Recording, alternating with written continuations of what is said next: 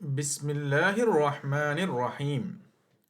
Futuhul Ghaib, The Revelations of the Unseen by Muhiyeddeen Abdul Qadir Al Gilani Qaddasallahu Sirrahul Azeez. The 71st discourse. He, may Allah be pleased with him, said, "You must be either the one or the other of the two things. You are either a seeker or the object sought for. If you are a seeker or a disciple, you must be burdened and be carrier of burden, carrying everything difficult and heavy. This is because you are a seeker, and a seeker is to toil and is reproved until he attains his object and succeeds in obtaining his beloved and attains his goal.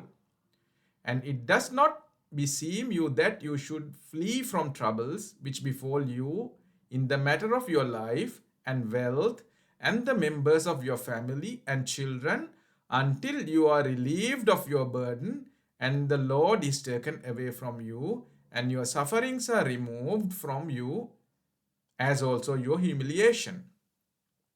So you will be kept secure from all kinds of vices and dirt and filth and humiliation and abasement and illness and sufferings and neediness to people. So you will be made to enter the category of people who are loved by Allah and nourished by Him lavishly and are His objects. But if you are the thing sought for, then do not blame Allah if He made a calamity befall you in the same way.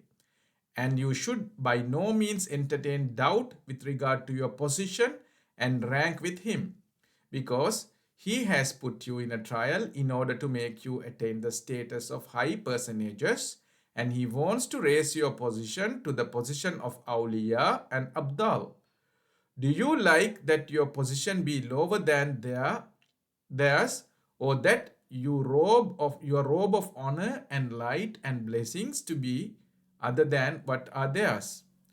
And even if you are pleased with your inferior status, Allah the Mighty, the Glorious will not be pleased with it. In this connection, He says, and Allah knows and you do not know. Allah knows and you do not know. Chapter 2, verse 232. He has chosen for you what is more elevated and brighter and higher and better, whereas you decline to have it. Then if you say, how is it right that the perfected devotee should be put into trial, when according to your division and description, the trial is meant for the lover, whereas the favorite one of Allah is the beloved? We say, we have mentioned the rule first and have spoken of the possible exception next. There are no two options.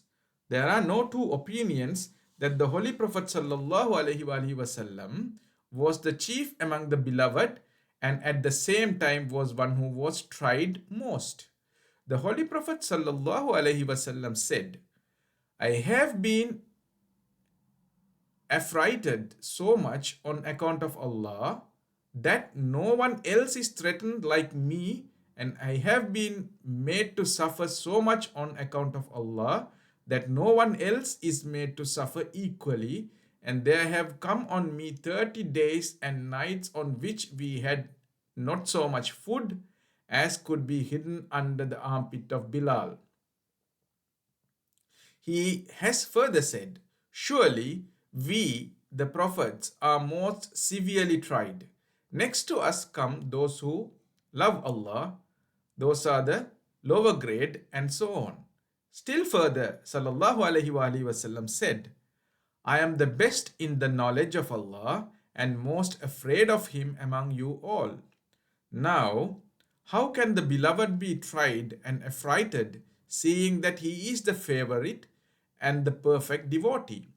This is so only because the object is to make them attain, as we have already pointed out, the higher station of heaven, and because the grades of heavenly life are not raised excepting through good deeds in the worldly life.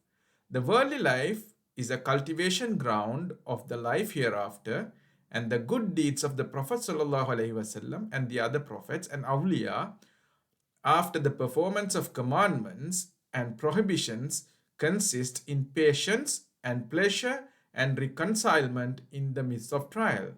It is then that the trial is removed from them and they are made experience the blessings of Allah and His favor and lavish care till they meet the Lord in the eternity.